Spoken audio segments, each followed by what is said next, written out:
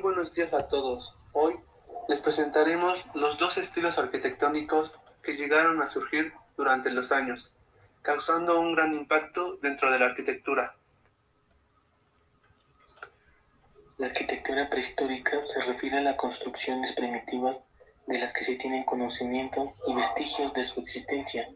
A la arquitectura prehistórica se le puede dividir en tres periodos: paleolítico, mesolítico y neolítico. Cuando el hombre era nómada, sus refugios eran temporales y móviles. Esto se debe a que eran grupos centrados en la caza y la recolección, por lo que no pasaban mucho tiempo en un solo lugar. Se aprovechaban de refugios naturales como cuevas o grutas, y los campamentos se construían con materiales ligeros como huesos y pieles. A este periodo se le conoce como paleolítico. Durante el periodo mesolítico se incorporaban materiales nuevos como arcilla y cerámica. Eran materiales de apoyo para los materiales usados en el paleolítico.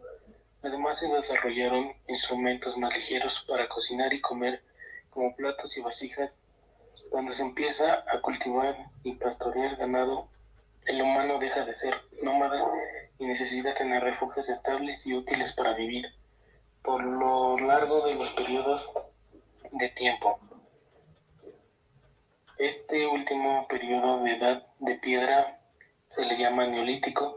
Durante ese tiempo se construyeron viviendas hechas de barro, madera y piedra. A finales de este periodo empiezan a examinar con el uso del cobre, bronce y hierro. Las características de la arquitectura prehistórica es que en el diseño de las viviendas solían ser muy elemental: dos paredes y un techo. Eran hechas de piedra sin ningún tipo de mortero y solo eran apoyadas una sobre otra. Este tipo de construcción se llama megalítica. Se dieron durante todo el periodo neolítico y a principios de la Edad de Cobre. Durante la Edad de Cobre y después se hicieron construcciones ciclópeas. También eran construidas sencillas de piedra, pero a menor escala, y se utilizaban morteros sencillos de arcilla para hacer muros. El Partenón es un templo consagrado a la protectora de Atenas, Atenea Partenos, y es uno de los principales templos dóricos octóstilos. Fue construido entre los años 447 a.C. y 432 a.C. Es uno de los monumentos más importantes de la antigua civilización griega. Además, es el edificio más representativo de toda Grecia. Con unas dimensiones aproximadas de 70 metros de largo y 30 metros de ancho, el panteón estaba rodeado por columnas en todo su perímetro, 8 en las fachadas principales y 17 en las fachadas laterales. En el friso se representaba la procesión de las Panatenas, que es el festival religioso más importante que se llevaba a cabo en Atenas. El templo griego era una estructura construida para albergar la imagen de culto en la religión de la antigua Grecia. Los templos en sí no solían servir como lugar de culto, ya que la veneración del dios, así como los sacrificios, se realizaban fuera de ellos. El material más utilizado para el mármol pantélico, que era una variedad de mármol procedente del monte Pantélico, que por su cercanía a Atenas fue el más utilizado en estas obras de la época clásica. Una columna es un elemento arquitectónico vertical, de forma alargada con funciones estructurales y ornamentales. La columna es de selección circular, ya que cuando es cuadrangular se denomina pilar o pilastra, si está adosada en un muro. La columna clásica está formada por tres partes o elementos: basa, fuste y capitel.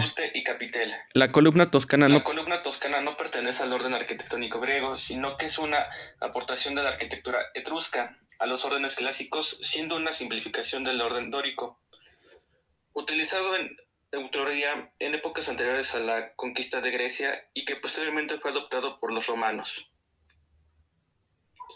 Ahora vamos a mencionar las características de una columna etrusca. Como punto número 1 tenemos el capitel. Está formado por 5 piezas lisas. Tenemos el listel, el abaco, pieza prismática en forma de tablero para soportar la estructura del edificio, el equino, Su geometría es la de una figura convexa de revolución con un diámetro entre las dimensiones del fuste y el abaco. El collarino, un tambor cilíndrico entre el equino y el fuste. El baquetón, en algunos casos no lleva baquetón. Luego, como punto número 2, tenemos el fuste.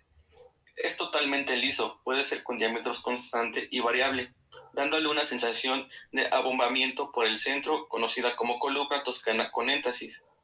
Y como último tenemos la basa. El estilo dórico no tiene basa, pero sí cuenta con el toro, elemento de mayor diámetro que apoya sobre el zócalo. La arquitectura romana. Los romanos comenzaron a lograr una originalidad significativa en la arquitectura alrededor del comienzo del periodo imperial, después de que combinaran aspectos de su arquitectura original etrusca con otros tomados de Grecia, incluyendo la mayoría de los elementos del estilo que ahora llamamos la arquitectura clásica, gracias al desarrollo técnico de los romanos para la construcción de arcos y bóvedas. Se pudo superar la concepción griega básica en la que las columnas y los arquitrabes eran necesarios para soportar vigas pesadas y techos, pasando a ser en la mayoría de los casos elementos decorativos. Los romanos emplearon el arco y la bóveda. Esta no se formaba con piedra emparejada, salvo en algunas construcciones, como si disponía en la bóveda etrusca, sino de la masa confeccionada con pozulona y cascajo. Las bóvedas solían tener un grueso arco de ladrillo paralelos y diagonales, pero en las bóvedas mismas, que servían como sujeción provisional y como refuerzo interior de la bóveda. Un ejemplo soberbio es la cúpula del Panteón de Agripa en Roma.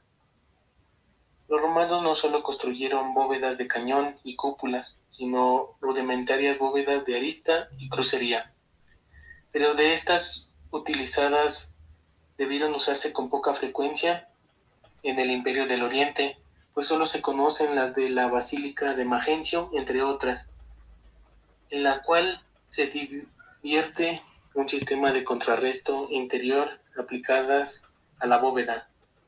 Los edificios romanos según su uso podían ser muy sobrios, puentes y acueductos son funcionales, mientras que los templos y palacios son lujosos, monumentales, con un claro fin representativo. Las edificaciones más nobles se revestían con piedras formando ordenes que no reflejaban la estructura interior real. Se decoraban los muros de los edificios suntuosos con pinturas y los pavimentos con mosaicos. Arquitectura paleocristiana. Fue la arquitectura rudimentaria y casi primitiva de los primeros cristianos, y se amolda a pequeñas iglesias que luego se tomaron como ejemplo para desarrollar la arquitectura románica y los siguientes estilos. Las construcciones tenían formas simples, a menudo rectilíneas. Los techos eran planos de madera. Como elemento distintivo, los mosaicos se encontraban en edificios sagrados. Arquitectura bizantina. El término arquitectura bizantina se deriva de ser el resultado de la civilización perteneciente a la antigua ciudad de Bizancio, más tarde refundada por Constantino en el año 330 y llamada Constantinopla, esencialmente portadora de valores religiosos, que se manifestará principalmente en la construcción de lugares de culto, que serán a la vez un plan basilical y central. La arquitectura bizantina está dividida en tres periodos. La primera edad de oro en el siglo VI y VII. La segunda edad de oro en el periodo que empieza en el año 850 hasta 1204 después de Cristo. Y la tercera edad de oro en el siglo VIII hasta el siglo XV. Las características de esta arquitectura son las cúpulas en plantas cuadradas, mediante el uso de 4 triángulos esféricos, llamados penachos. El capitel con pulvino, es decir, un elemento con forma de tronco piramidal invertido, generalmente decorado con motivos naturalistas o antropomórficos. Sus interiores eran recubiertas con materiales lujosos, como mosaicos con teselas, mármoles, cerámica vidriada y láminas de oro o plata. El uso de cúpulas sobre penichas, el uso de arco de medio punto y el uso de la columna con un capitel troncocónico. La arquitectura románica fue el primer gran estilo arquitectónico creado en la Edad Media en Europa después de la decadencia de la civilización grecorromana. Su desarrollo estaba completamente establecido alrededor de 1060, pero los primeros siglos de cambio fueron diferentes según las regiones, y no hay consenso sobre una fecha para sus inicios que van desde el siglo VI hasta el siglo XI. Tendrá varias etapas, fundamentalmente dos conocidas como primero románico temprano o lombardo y segundo románico o alto románico o románico maduro. La arquitectura gótica fue el estilo que sucedió gradualmente a partir del siglo XII. La arquitectura románica combinó varias características de los edificios antiguos romanos y bizantinos con otras tradiciones locales, siendo reconocible por su cualidad masiva, sus gruesos muros, la falta de escultura, los arcos de medio punto y los pilares robustos, las bóvedas de arista, las grandes torres y las arcadas decorativas, a veces con banda lombarda. Básicamente de esa época se conserva una arquitectura religiosa en piedra que estilísticamente es posible caracterizar por el uso del arco de medio punto, como la reinterpretación del antiguo arco romano. Las columnas que soportan los arcos son generalmente cilíndricas y están rematadas con capiteles, a menudo tallados con representaciones de animales, plantas y símbolos o más o menos geométricos. Cada edificio tiene formas claramente definidas, con frecuencia de una planta muy regular, simétrica. El aspecto general es de simplicidad en comparación con los edificios góticos que se les da a seguir. El estilo se puede identificar a través de Europa, a pesar de las características nacionales y regionales y de los diferentes materiales empleados. El concepto de arte románico aparece en Francia por primera vez en 1818. Los especialistas alemanes hacen remontar el nacimiento del arte románico justo después del arte otomano, y reservan el término estilo románico para la última fase de la evolución arquitectónica. La arquitectura románica en Inglaterra se conoce tradicionalmente como arquitectura normanda. La arquitectura gótica puso especial énfasis en la ligereza estructural y en la iluminación de las naves del interior de los edificios. Esta se caracteriza especialmente por tener espacios más altos, pues se pretendía alcanzar a Dios. Ahora bien, voy a hablar en especial sobre la Catedral de Notre Dame. Es una catedral de culto católico y es uno de los monumentos más populares de la capital francesa. Los enormes y coloridos rosetones y la abundancia de decoración escultórica lo diferencian de la arquitectura románica. Su edificación comenzó en el año 1163 y para el año 1260 ya estaba completada en su mayor parte, aunque se terminó en el año 1345 y se modificó de manera frecuente a lo largo de los siglos siguientes. Este templo es dedicado a la Virgen María y ha sido escenario de importantes acontecimientos históricos, como la coronación de Napoleón Bonaparte, la beatificación de Juana de Arco y la coronación de Enrique VI de Inglaterra, además de haber sufrido diversas reformas. El estilo es plenamente gótico. La catedral tiene una fachada de 40 metros de ancho, longitud de 130 metros y una altura aproximada de 69 metros. Contiene 5 naves, 37 capillas, 3 rosetones con 13.5 metros de diámetro cada uno y un total de 113 vidrierías. Ahora bien, la estructura del rosetón es de una rosa. Tiene como función iluminar el interior del templo y conseguir un ambiente misterioso cuando es afectado por los rayos filtrados por los vidrios. La arquitectura del Renacimiento nace en Italia durante el 480, para ser más específicos en la ciudad de Florencia. Su carácter fue más profano que el gótico. Se inspiró en la arquitectura clásica. Aquí los arquitectos eran los protagonistas. Se buscaba también un nuevo orden urbanístico y se empleaban proporciones modulares. Ahora bien, hablaré sobre un claro ejemplo que es la Basílica de San Pedro. En ella se encuentra la cúpula de San Pedro, la cual es la cúpula más alta del mundo, con 136.5 metros de altura. Su espectacular construcción comenzó en el año 1300 bajo el gobierno del emperador Constantino. Sin embargo, en la década de 1400 estaba a punto de caerse, por lo que el Papa Julio II asumió la responsabilidad de reconstruirla. La cúpula de la Basílica de San Pedro es una de las cúpulas más grandes del mundo. El diseño de la cúpula se atribuye a Miguel Ángel. Sin embargo, la construcción de la cúpula no se completó hasta 1590 por su alumno Giacomo della Porta.